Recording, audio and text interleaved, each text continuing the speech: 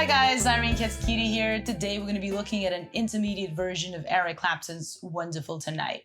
Now, intermediate means that we're going to keep the main melodies in place and we're going to be playing a simplified rhythm part for the chord picking, right? So we're going to bring that to the open position mostly.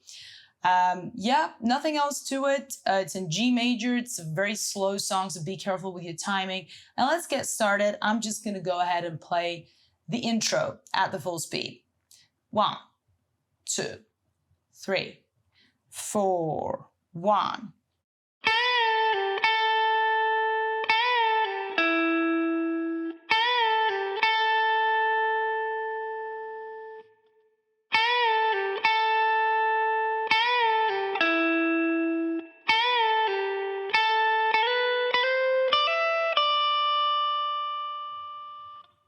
Okay, so as you notice, we've got the main melody happening here twice. And actually the first time it's not complete, is it? So yeah, we're in G major, like I said, so this is gonna be.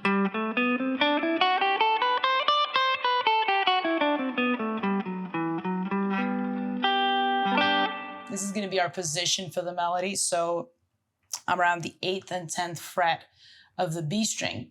Now, careful that we don't start on beat 1, okay? So we're gonna start after beat 1. So we go 1, da da da. It's like, it's beat 2, isn't it? It is beat 2 if we count at halftime, like I did. So that's gonna be a whole tone bend on the 10th fret, then release and pull off. Back at that 10th fret. So the pull off was at the 8th, I'm gonna go back to the 10th. Second time around, I'm gonna go.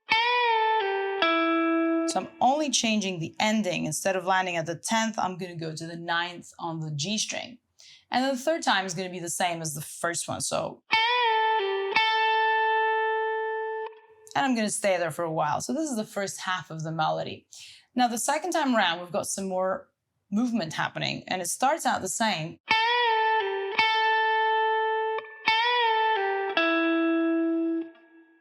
First 2 repeats are the same, and then the third goes.